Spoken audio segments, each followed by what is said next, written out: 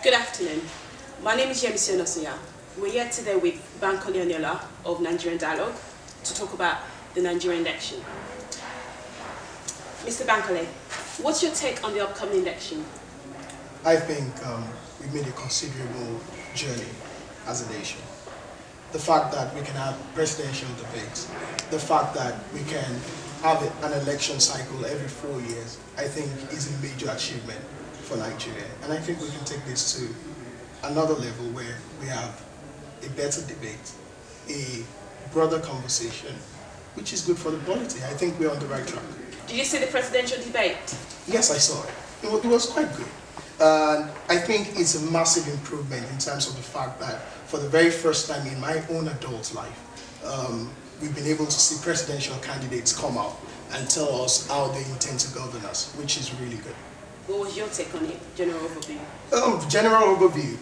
I don't like comparing situations to situations because I've followed Nigerian politics all my life, and I've also been privy to following politics around the world. In terms of what is happening in other places around the world, I don't think we are up to the standard of the developed world. But talking about our own peculiar situation, I think they've done well. It's funny you say that because the general view of the people is we're not talking about issues. So what should we really be talking about? Yeah, at the moment, I think there are three pivotal things that we should be talking about as a nation. The first thing is we should be talking about infrastructural development. And this is when you talk about building hospitals, building roads, building systems that we can then count on and depend upon as we progress as a nation. The second thing we should be talking about establishing institutions. In the 60s, when most African states, Ghana, Nigeria, and a host of other states got independence, it was about the big personalities of the Nkrumahs and the Zeeks and the Awolowos of this world. But the next generation of Africans, we have to start talking about building viral institutions. And I talk about our judicial system, our police, healthcare system, education. Those are the important things that we have to start discussing as a nation. And it's unfortunate that most of the presidential candidates during this election cycle just never mention it, which is sad. Right. President Jonathan. Yeah. He didn't show up. What was that all about? I think it's quite unfortunate to the Nigerian state that a sitting president will not attend a presidential debate. But come to think of it, I think the debate in itself is good. It shows you that we're making progress as a nation. So I hope in the subsequent years that sitting presidents or incumbent presidents will come out for debates, because it's essential for them to be able to cast a vision about where they see Nigeria.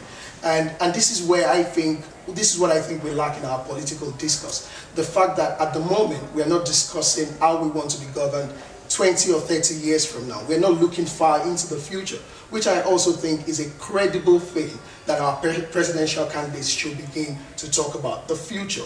How do we want our states to look like? How do we want our federal system to work?